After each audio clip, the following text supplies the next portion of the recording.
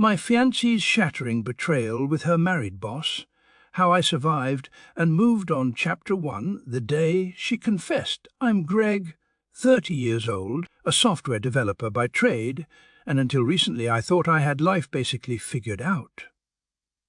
I'd found the woman I wanted to marry, Aubrey, 28, who seemed sweet, affectionate, and real. We'd been together 4 years, engaged for 3 months. I'd even started daydreaming about the small, intimate wedding we'd hold up in the mountains, exchanging vows overlooking a lake. Then, one calm Sunday evening, just a week ago, she dropped a bomb on me that obliterated the trust I'd built around us. I was sitting in our modest living room, flipping through home design ideas on my laptop, while she sat quietly across from me, fiddling with her engagement ring. After a few minutes of this tense silence, she finally spoke. "You need to tell you something." Her voice shook. I glanced up, and the look in her eyes made my stomach lurch. My mind raced with all the typical scenarios. Maybe she had debts I didn't know about, or an old fling reappeared. But the severity in her gaze told me it was bigger than that. She took a shaky breath, explaining that a year into our relationship, so about 3 years ago, she started sleeping with her boss. He was a married man in his 40s, some mid-level corporate guy at the store where she worked. The affair began with flirty banter, escalated to a lunch fling, and then, apparently, to 1.5 years of regular meetups in a nearby hotel.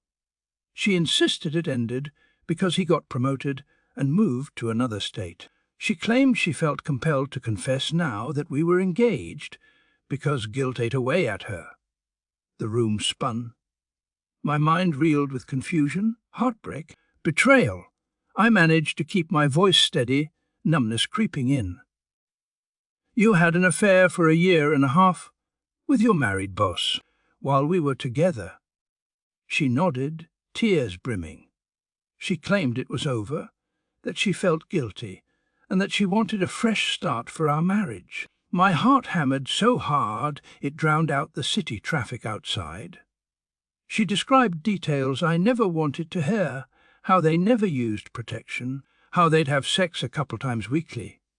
She said it so matter-of-factly, as if explaining a mild fling. But to me it was like a knife twisting in my gut. Her ring sparkled under the lamp, mocking me. She explained how he treated her well, but never bought her more than dinner or drinks, and how she enjoyed being his sex toy. My ears rang with those words, the mental images tormenting me. Somehow I kept a facade of calm, in shock. I asked more questions, needing to piece together the timeline. She claimed the affair started around 6 months or 1 year into our relationship, which I realized was right around the time we moved into the first apartment together. My mind flashed to nights she came home claiming she was exhausted from work.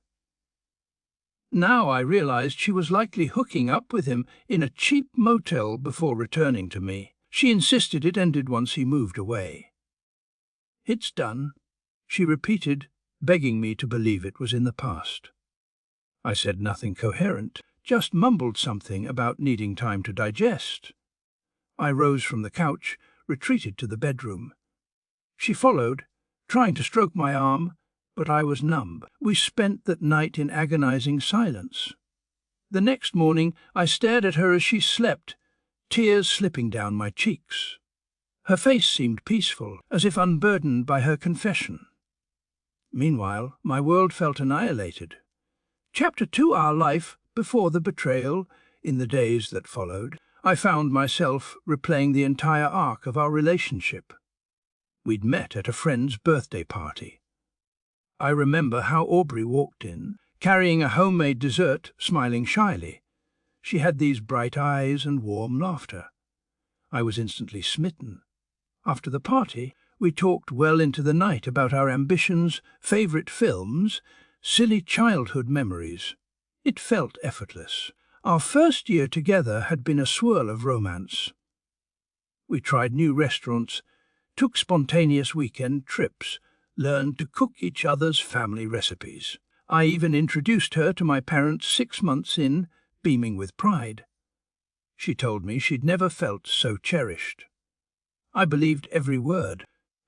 I recall celebrating our 1-year anniversary, which ironically might have been around the time she started sleeping with her boss. If only I'd known. At that time, I was juggling a busy software gig, sometimes working late nights. She'd begun a new job at a retail store with a boss she described as strict but fair. She'd occasionally come home venting about the boss's demands. Looking back, she might have been deflecting suspicion. Or maybe that's how it began, tension turning into sexual intrigue. I'll never know for sure, but I remember her phone lighting up sometimes with messages labelled as from work.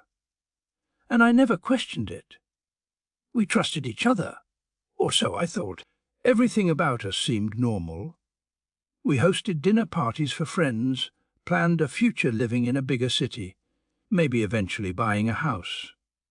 We had fights, sure, over chores, over my habit of staying up too late gaming, over her reluctance to go out with my friends. But I never saw this bombshell coming. In my ignorance, I considered us a rock-solid couple. Chapter 3, gathering my thoughts. The fake calm. In the immediate wake of her confession, I did something unusual. I feigned nonchalance. I stayed calm, telling her, "Thanks for telling me," trying not to explode or melt down. She looked surprised but relieved. In truth, I wanted to keep her comfortable enough to reveal all. I needed to confirm that I wasn't missing any details. She explained how it started with a flirtation, then how he coaxed her into a hotel. How she felt flattered. My stomach churned as she recounted how good in bed he was. But I kept a stoic face, leaning on my old habit of suppressing emotion. Inside, I raged. She even told me how he'd finish inside her most of the time, which was jarring because for the first 6 months of our relationship, we used condoms. She disregarded protection for a man who was married with who knows how many partners. The risk alone infuriated me. She could have brought me instead or worse. But I swallowed that anger, continuing to ask measured questions. I discovered they'd often meet multiple times per week, so probably a couple hundred encounters in total. My mind spiraled, imagining each city rendezvous. I felt sick. She insisted it ended the moment he transferred to corporate. "I was never going to leave you for him," she claimed. Just like the attention, the thrill, that didn't comfort me. "So you risked our entire relationship for sex with a married man?" She had the nerve to shrug. I didn't think about it that way. I was compartmentalizing, my chest etched with betrayal. That night, she tried to hug me in bed. I let her, quietly seething, playing the role of a dispassionate observer. After she drifted to sleep, I stared at the ceiling, tears burning my eyes, a swirl of conflicting emotions. Did I want to salvage us? Possibly. But how could I ever trust her again? Chapter 4, a plan to end it. In the days that followed, I avoided direct confrontation. I told her I needed a few days to process, which she seemed to accept. But in my head I was strategizing an exit. The more I replayed her confessions, the more disgusted I felt. Yes, I'd loved her, but a year and a half of lying while letting me remain clueless. That's monstrous. I also fixated on her sleeping unprotected with a married man hundreds of times, yet letting me believe we were exclusive. The mental images haunted me. She'd occasionally ask if I was okay. I'd nod noncommittally. She offered to answer any more questions, but I'd learned enough. She treated it like a casual mistake, while I viewed it as an irreparable breach of trust. The final blow came when she tried to justify her affair by saying it never meant anything serious. I realized she had zero concept of the gravity of her betrayal. I decided to break things off, with a twist. I wanted to do it in a way that left no room for argument. I planned to spend one last night with her, feigning normalcy, then slip away in the morning, taking the ring, my valuables, everything. Let her wake up to find me gone. Maybe it was childish, but I felt a surge of righteous satisfaction at the idea. She humiliated me, I'd leave on my terms. My mind was set. Chapter 5, the last night together. On that final evening, we ate a quiet dinner at home. She seemed pensive, occasionally glancing at me with watery eyes. She'd reach for my hand across the table, and I'd let her hold it, forcing a mild smile. Inside, I was counting down the hours. I had stashed a small suitcase in my trunk earlier in the day, so I only needed to grab a few last items. The ring was on her finger, shining like a mockery of our future. After dinner, she tried to initiate intimacy. My rational side told me to refuse, but a conflicting wave of anger and twisted desire said, "Quais, do it, one last time." She was hot and acted like she loved me. Ironically reminiscent of the fling she had with her boss, but I wanted to see if I still felt anything. We ended up having sex. It was both heartbreakingly familiar and emotionally hollow. My mind was half imagining her with him. Bile rose in my throat. Yet I finished the act, feeling numb, and a bit turned on by the taboo finality of it. Call it a confused, emotional swirl, but that's the truth. We fell asleep around midnight, her snuggled against my chest.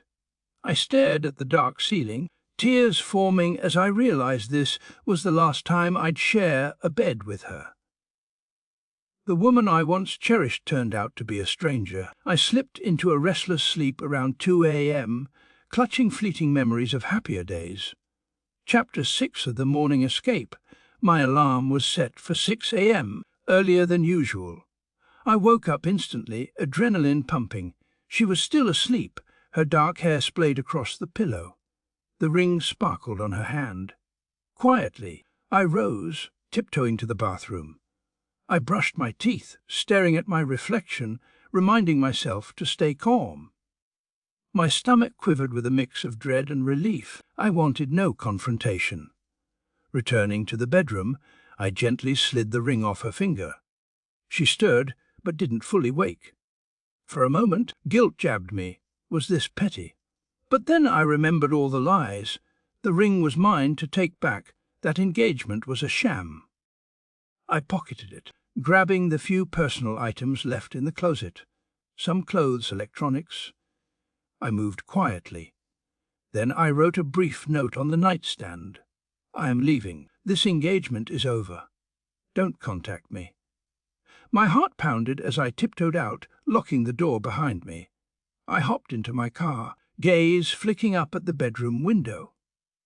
No movement. I exhaled, turned the ignition, and drove away, each mile feeling like another chain snapping free. I'd never expected my relationship to end so abruptly.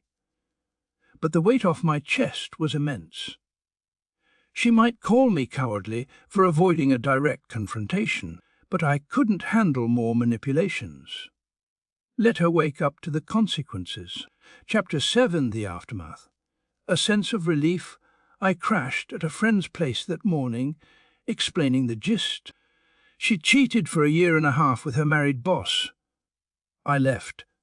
My friend was stunned, but supportive. They offered me the spare room, said could stay as long as I needed. I felt a surreal lightness. No more lying next to someone who'd betrayed me so deeply. No more forced small talk about wedding planning. A wave of sorrow flickered, but overshadowed by relief that I'd escaped. Later that day, my phone buzzed incessantly with her calls and texts. She must have discovered my note. I braced myself, ignoring them.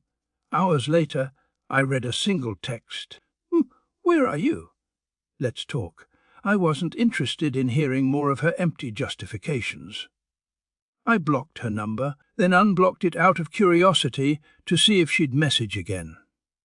She did, sending paragraphs about how we can fix this, how a year and a half was a mistake, how she's changed. I deleted them unread. Friends told me I'd done the right thing. My mother, who was never fully fond of her, said, "Sometimes the best closure is leaving." I realized how little sorrow I felt for losing her. The main heartbreak had come the night she confessed. Now, I was simply numb, ready to move on. Chapter 8. She tried to spin the narrative over the next weeks. I heard rumors from mutual acquaintances. She claimed I overreacted, that she told me only because she was honest, that I blew up a small fling from the past. She apparently omitted details like how it lasted a year and a half. Some acquaintances reached out to me, confused. I calmly clarified the timeline, telling them the truth. Overall, people mostly sided with me, seeing her betrayal as a major violation. A few neutral folks shrugged. At least she confessed. But it didn't matter. I was done. Occasionally, I had pangs of nostalgia, like seeing a couple holding hands in a park, recalling how we used to do that. Then I'd remember how she was hooking up in motels with a married man while letting me shower her with love. That memory crushed any longing. I reminded myself she was only being truthful now because we got engaged, so guilt overcame her. Not because she respected me enough to admit it earlier. My friend once asked, "Could you have forgiven her if she told you back then?"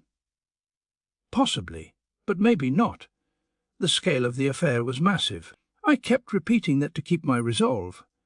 The illusions were shattered. Chapter 9, dealing with anger and moral conflict. Anger sprang up in random moments. Sometimes I'd catch myself cursing her name or fantasizing about telling her boss's wife the entire truth. I resented how they both got off scot-free, but I decided I'd remain above such revenge. Telling the boss's wife might cause more chaos. Perhaps she already suspected. Meanwhile, I had to focus on healing, not vengeance. One moral conflict lingered. Why did I sleep with her that last night? Part of me felt dirty or manipulative for doing so. Another part felt it was closure or a final farewell. My therapist told me it's not uncommon for people to have parting sex, fueled by heartbreak and confusion. That conversation eased my guilt. In some twisted sense, it gave me a final memory of us as lovers, which ironically also reminds me why I left. Because the act felt hollow, overshadowed by betrayal. Chapter 10, a turbulent path to healing.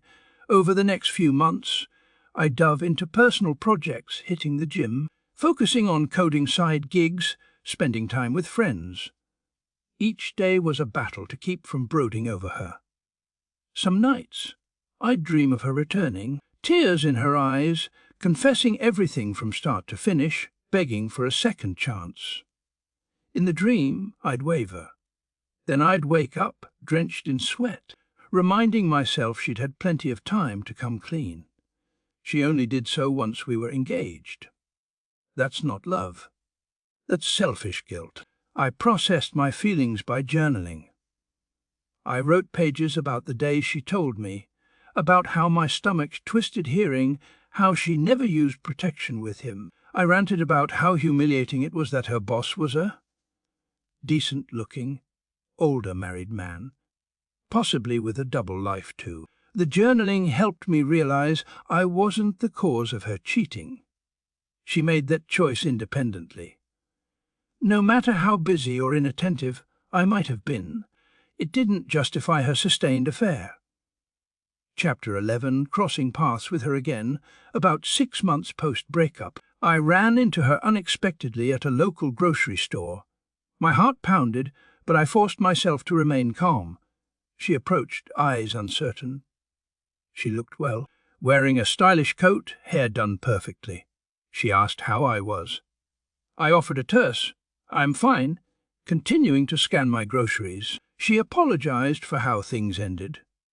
I just nodded, stating politely that I was past it. She tried to mention how she was in therapy and discovered the root of her actions.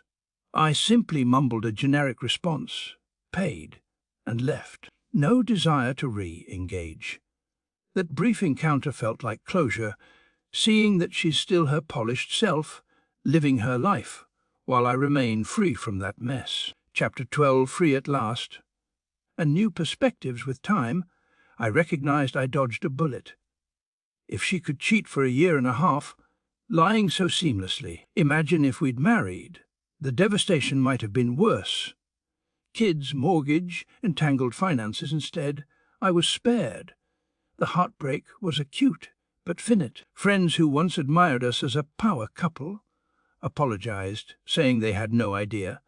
I told them it's okay. I, too, was oblivious. Some joked that maybe now I'll find someone who's truly faithful. I smiled weakly, not ready for romance. But the future seems open, with no illusions that love is guaranteed. I carry the lesson that no matter how good someone appears, I must pay attention to red flags. And if they do come clean, weigh the sincerity carefully. In her case, she only confessed because the wedding forced her conscience to speak. I started traveling more, visiting old college buddies in other states. The fresh air, new scenery helped me break from memories. A month in, I realized I rarely thought about her. The nightmares subsided. My ring, which I took from her that last morning, remains hidden in a drawer. Sometimes I consider selling it, using the money for something meaningful. But for now, it's a reminder of how illusions can shatter. Chapter 13, possible redemption. One question arises: could she have redeemed herself if she'd told me earlier? Hard to say. My sense of betrayal is so strong that even if she confessed halfway through, or used protection, or ended it sooner, I might have still broken up. Because a sustained affair for 18 months is no slip up. It's a lifestyle of deceit. Yet a part of me wonders, if she'd come clean after the first or second fling, maybe we'd have a chance. The scale is what kills me. A couple 100 times she met him. She once texted me, post-break up, saying, "I still love you." I just got lost in my stupidity. I read that message a dozen times, trying to decipher if she truly regretted it or if she wanted me as a backup. Ultimately, it didn't matter. The breach was too big. My heart hardened. I let her words pass like wind through tall grass. Noticed, but not affecting me. People can regret their actions, but that doesn't undo the hurt or resurrect trust. Chapter 14, my advice to others facing similar betrayals. Reflecting on my experience, I realized how crucial it is to trust one's gut. If you sense something's off, someone being too secretive with their phone or sneaking around, it's worth confronting head-on. Denial only prolongs the pain. Also, if a partner confesses a massive betrayal after a big milestone like engagement, question the motives. Are they genuinely remorseful or just trying to ease guilt before taking vows? I also learned that sometimes you might be turned on or conflicted even when discovering horrific details. Our brains do wild things under stress. I recall feeling 10% turned on at the thought of how dirty her affair was, while 90% disgusted. That's normal, I guess, a weird psychological quirk. Don't read too much into momentary reactions. They often reflect shock or taboo curiosity rather than genuine acceptance. Finally, never be afraid to leave if the betrayal is too big to fix. Some couples survive cheating if both parties genuinely work to rebuild trust. But in my case, the betrayal was massive and sustained, overshadowing all. Her confession wasn't a door to healing, but a forced admission spurred by guilt. No point prolonging a relationship built on illusions. Chapter 15, my life now. A new chapter begins today. I'm writing this from a bright, sunlit living room in a new apartment I rent alone. My job keeps me busy, my social circle is strong, and my mental health is recovering. I'm more at peace than I've been in a long time. The memory of her, boss affair, no longer haunts me daily, just occasionally flickers as a cautionary tale. I still keep the ring hidden, occasionally picking it up to remind me how easily trust can be shattered if someone lacks integrity. In quiet moments, I do feel sadness that we never got to realize the future we once dreamed of. But I also feel immense relief that I discovered her duplicity before marriage. Our final encounter was me quietly leaving her place, ring in my pocket, not giving her a chance to gaslight me further. Some might call it cowardly, I call it self-preservation. Looking forward, I remain open to love again, but I'll be more vigilant. Betrayal teaches harsh lessons about honesty and accountability. If I ever sense lies piling up, I won't wait around for confessions. I'll take decisive action sooner. So yes, she was hot and acted like she really loved me. But in truth, she was living a double life with a boss for half our relationship. She only confessed after the ring was on her finger. She tried to spin it as a guilty purge of conscience, but I see it as a final cruelty. In the end, I walked away, heart bruised but head held high. And that's the moral. Sometimes the biggest heartbreak becomes the greatest liberation. Once you see the truth, there's no going back.